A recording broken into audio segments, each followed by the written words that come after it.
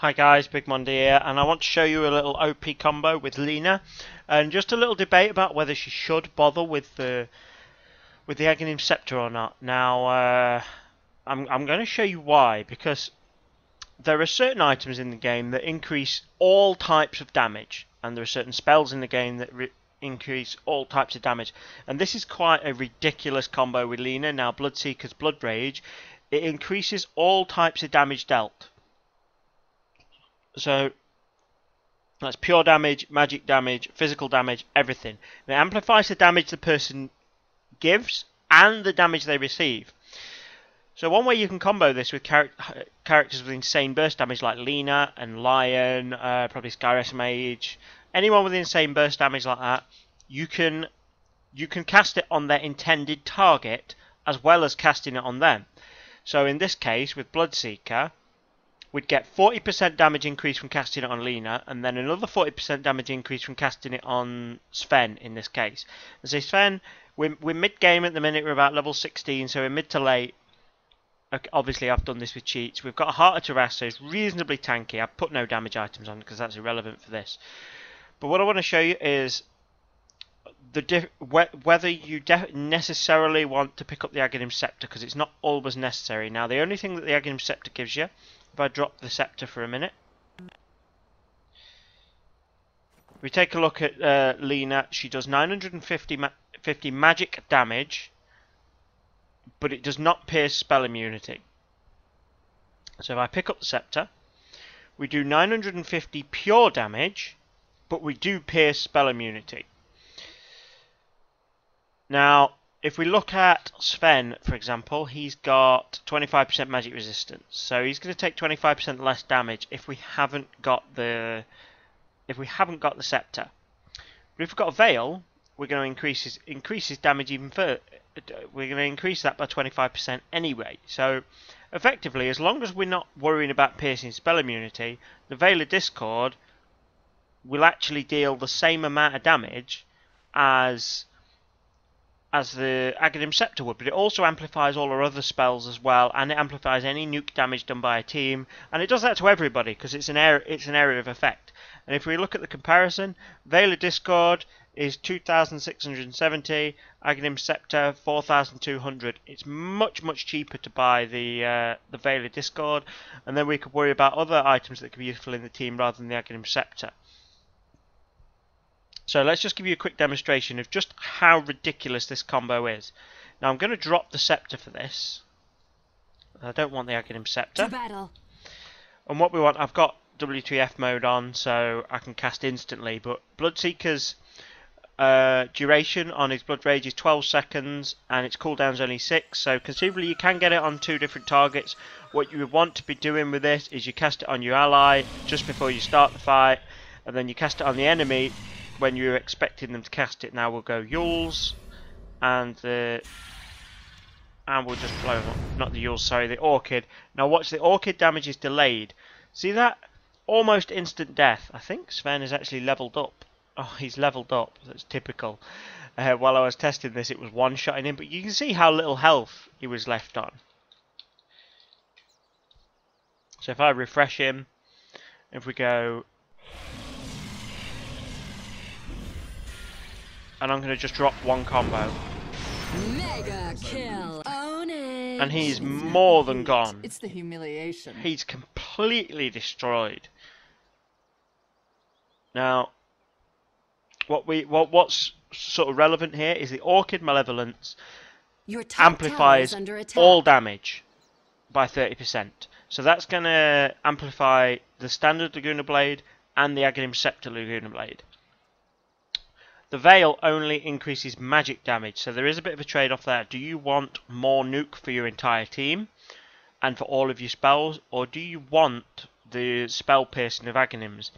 Now, obviously Sven in this game would more than likely pick up a BKB eventually, so it would certainly be useful to pick that up. But what if you can just blow him up instantly before he gets his BKB off?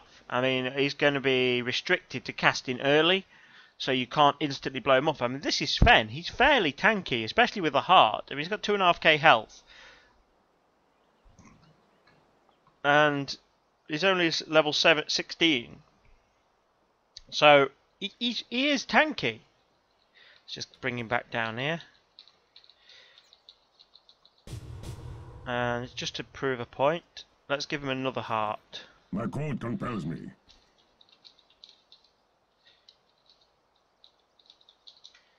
Right, so he's got 2 hearts of Tarrasque now. He's got 3,500, 3.5k health, effectively.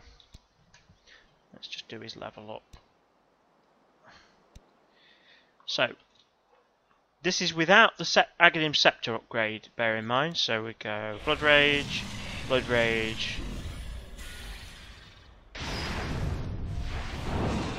and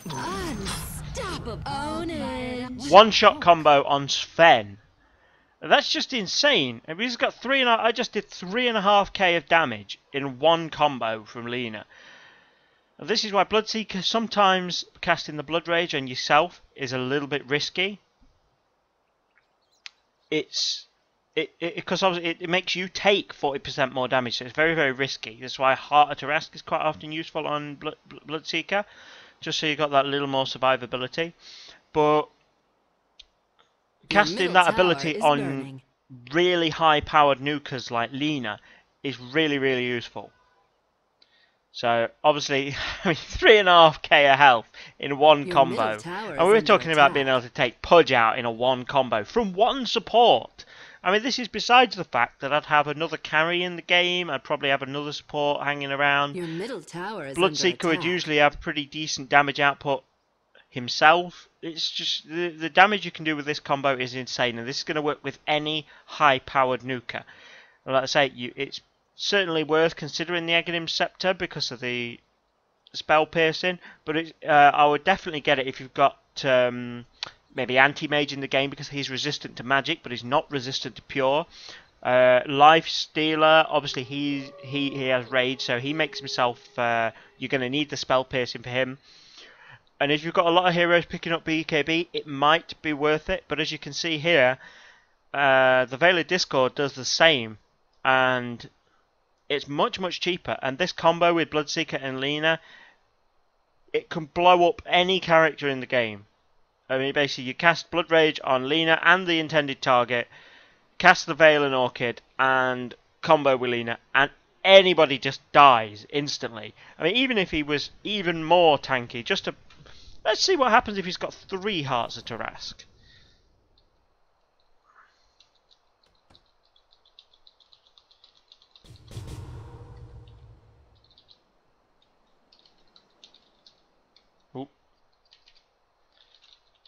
Your bottom tower is under attack.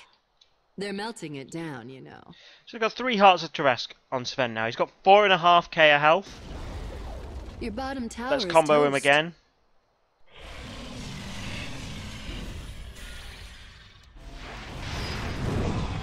And let's see what that does with the... Oh, nearly. So we took nearly 4.5k. That was, what, 4.3k of health? I mean, even Lina could have right-clicked him down after that. Your top tower is burning. Let's try that one more time.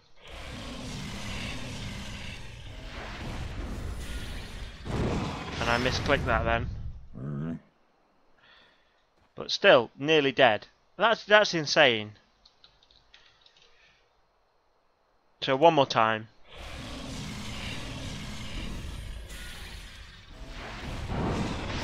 Attack. Yep. Burn. So even a Sven with 3 hearts, we can almost insta-kill. So you can see how ridiculous this combo can be. Guys, if you find... please let me know. Try this out in the game with loads of different nukers. Let me know how it goes. Your middle tower is on but fire. do be careful because Your middle if Sven tower managed to get burned the to kill the on me, ground. he would heal from that. So you have to be careful. You have to coordinate with your team. Make sure you blow anyone up you're doing this to. But it's an insane combo with Bloodseeker's new ability now, amplifying all types of damage. So, but guys, hope you found this useful. If you have, please leave me a rating. I really appreciate it. See you soon, guys. Bye bye.